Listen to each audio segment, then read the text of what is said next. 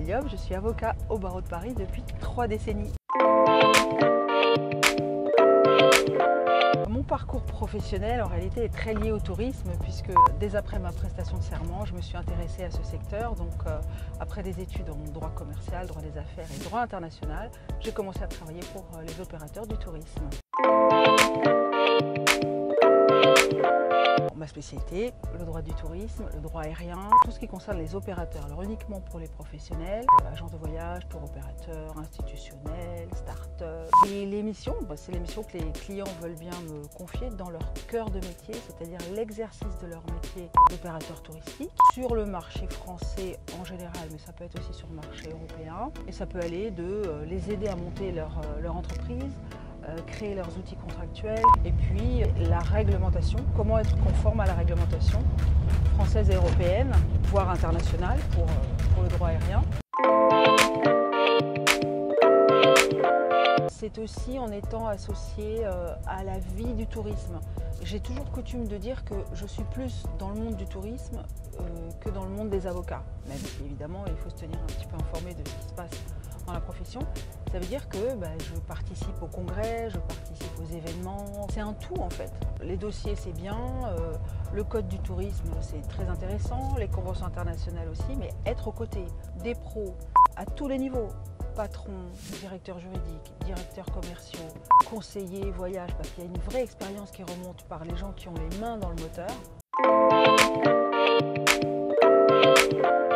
Dès le mois de mars 2020, c'est que la profession a été congelée, le monde entier, les échanges, les déplacements et donc le monde du tourisme a été vraiment mis à l'arrêt. La France a tout de suite pris des mesures pour aider les professionnels du secteur. Et j'ai été mise à contribution, je n'ai pas eu le choix. C'est un travail jusqu'à 18 heures par jour pour adapter la situation inédite que l'on vivait aux règles du tourisme. Ça m'a permis de ne pratiquement pas voir le confinement passer et de maintenir le cabinet parce que comme on est un peu une référence, on était très interrogés sur...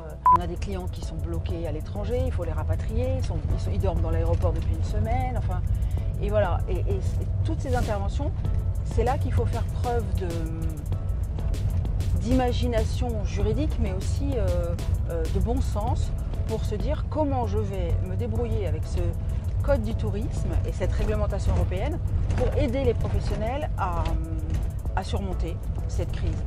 Et finalement, en même temps que je pouvais apporter mon aide aux professionnels pour surmonter cette crise, ça a fait que le cabinet l'a surmonté aussi parce qu'on a eu beaucoup de travail et je dirais peut-être même encore plus que d'habitude.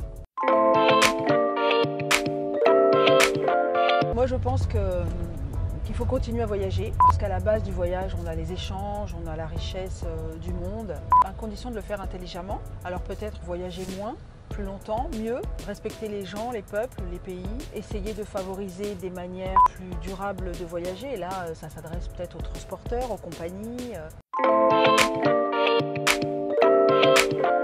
Incontournable, convivial, professionnel.